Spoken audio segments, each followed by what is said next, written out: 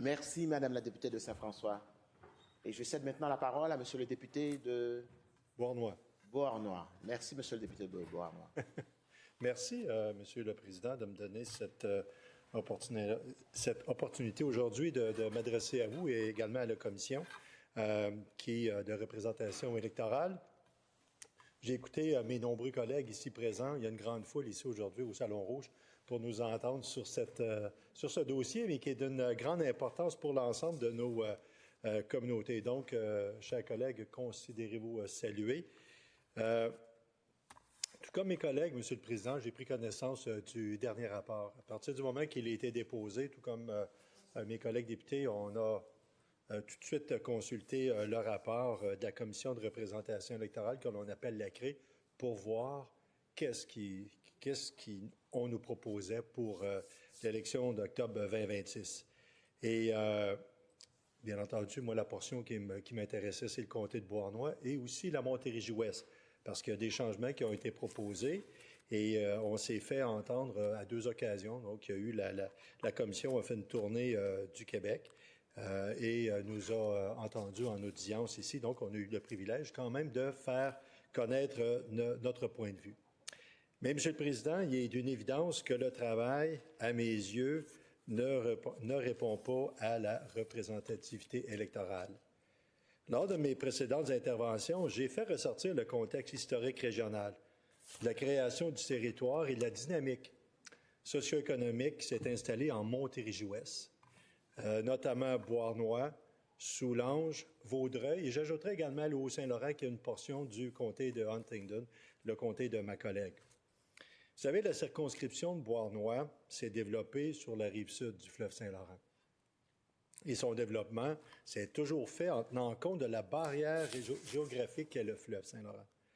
Et les relations régionales, la gouvernance des territoires se sont bâties sur ces bases, sur les bases de ce découpage historique, comme plusieurs régions riveraines du fleuve d'ailleurs.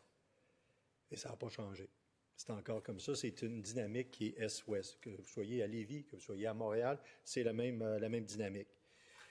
Il est encore de même aujourd'hui, notamment avec la MRC de Beauharnois-Salaberry et le centre de services scolaires de la vallée des Tisserands, par exemple. Donc, le territoire du centre de services scolaires se situe sur la rive sud, dans mon coin, donc ne traverse pas la rive nord. Il y a un centre de services scolaires qui est de l'autre côté, des Trois-Lacs. Et la limite géographique du fleuve Saint-Laurent a depuis toujours séparé les régions et les cultures en termes de développement socio-économique des régions de Beauharnois, de Soulanges, de Vaudreuil. La dernière proposition de redécoupage de la circonscription de Beauharnois, qui a été soumise par la Commission, donc dans son dernier rapport, ajoute la ville de Coteau-du-Lac, comme l'a mentionné ma collègue tantôt. La ville de Coteau-du-Lac est située sur la rive nord du fleuve. Tout ça, Monsieur le Président, pour dégager une certaine marge de manœuvre pour les circonscriptions de Soulanges et de Vaudreuil. Je reconnais, Monsieur le Président, que j'avais proposé lors des audiences tenues à l'Assemblée nationale en février 2024, j'avais proposé une solution à la Commission, de dire si vous êtes bien mal pris en Montérégie-Ouest, on pourrait peut-être prendre une portion du comté de Soulanges, notamment la ville de Coteau-du-Lac. Mais toutefois, à la lumière donc du rapport qui a été déposé, le rapport révisé donc tient toujours davantage d'une opération, selon moi, qui est davantage mathématique et qui ne prend pas en compte ni l'histoire, ni l'appartenance des populations qui habitent sur ce magnifique territoire. C'est une proposition que j'avais faite pour les aider. Ils l'ont retenue, mais elle ne fait pas mon affaire, parce qu'on avait demandé également le statu quo pour la prochaine élection. En ce moment, la circonscription de Beauharnois, qui est bien entendu la plus belle au Québec, on a tous une des plus belles circonscriptions, est parfaite, et je l'avais mentionné pour le DGEQ. C'est 51 000 actuellement, selon les derniers chiffres, 51 384 électeurs. La circonscription de Beauharnois se situe seulement à plus de 1,4 % de la moyenne québécoise. Il faut savoir que ce coin de pays, la Montérégie-Ouest, connaît une croissance de population qui est supérieure à la moyenne nationale. Et considérant son nombre d'électeurs presque parfait, la Commission ne retient pas cet élément dans son analyse finale. Il faut savoir que dans mon coin, au cours des 3 dernières années, post-pandémie, quelques municipalités de la circonscription de Beauharnois ont connu une croissance de la population de l'ordre de près de 20 %. Et ce n'est pas terminé à voir le nombre de constructions résidentielles en cours actuellement parce que ça continue à se construire. On prend la municipalité de Saint-Stanislas-de-Kostka, il y a un projet résidentiel qui est là, qui se développe, continue à se développer à Saint-Louis-de-Gonzague, qui est un village près de Salaberry de Valleyfield. Il y a un projet domiciliaire qui est en développement. Donc, le promoteur se donnait 15 à 20 ans pour construire à peu près 300 portes. En 2 ans, on a construit 250 portes.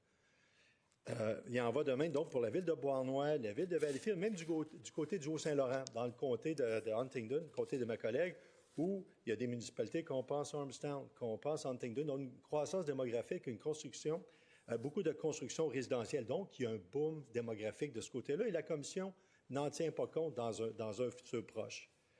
On peut comprendre ici que la notion d'équité dans la représentativité citoyenne des circonscriptions est un principe démocratique qui a de l'importance et qui fait partie du mandat de la Commission. Toutefois, la tradition, l'intégrité territoriale, le sens de l'appartenance, la présence des instances décisionnelles et surtout le respect des régions naturelles ont tout autant d'importance et requièrent qu'on s'y attarde. Ici, je citerai également la Gaspésie, tout comme mes collègues l'ont fait précédemment. Et moi, M. le Président, j'ai de la difficulté à comprendre la Commission qui fait d'un enjeu populationnel qui est vécu dans d'autres circonscriptions et qu'elle pense à modifier les limites territoriales d'une circonscription qui est exempte d'enjeux qu'il peut réparer les problèmes des autres. Alors donc, on se sert de ma circonscription pour réparer ce qui se passe ailleurs plutôt que de regarder différemment.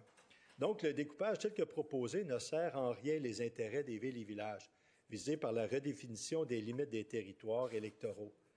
L'ADN de la circonscription de Beauharnois et dans les circonscriptions réside dans les liens physiques qui ont façonné son territoire depuis sa définition par Alexander Ellis en 1880, M. le Président. S'il y avait une logique historique à respecter, la Commission maintiendrait les limites de la circonscription de Beauharnois telle qu'on la connaît actuellement, parce que, inévitablement, avec la croissance démographique, dans quelques années, on va être obligé de refaire le territoire, le redécoupage. Donc, la création de nouvelles circonscriptions réunissant des entités municipales des deux côtés du fleuve, je l'ai mentionné à la Commission, vient compliquer la responsabilité des représentants à l'Assemblée nationale en ce sens qu'elle oblige la conciliation de 4 philosophies différentes. Par une philosophie à Beauharnois, Soulanges, Huntingdon et Vaudreuil, que la structure physique, donc on parle ici de la délimitation territoriale, même de la nouvelle circonscription, ne peut que difficilement harmoniser. Par ailleurs, je tiens à rappeler que sur la carte électorale du Québec, et c'était mentionné dans le rapport de la Commission, le fleuve Saint-Laurent constitue une frontière naturelle pour l'ensemble des circonscriptions qui ont été dessinées par la Commission au fil du temps. Il y a sûrement une logique derrière cet état de fait. Je demande à nouveau à la Commission la même question que j'ai posée lors des dernières audiences. Pourquoi seule la future circonscription de Beauharnois ne respecterait pas cette logique naturelle et historique dans son histoire? On nous mentionne la notion de représentation effective comme étant un principe démocratique fondamental à respecter, que la première condition est l'égalité relative du vote des électeurs. Mais cette condition n'est pas exclusive car la Commission tient compte aussi de la géographie et de la démographie des régions.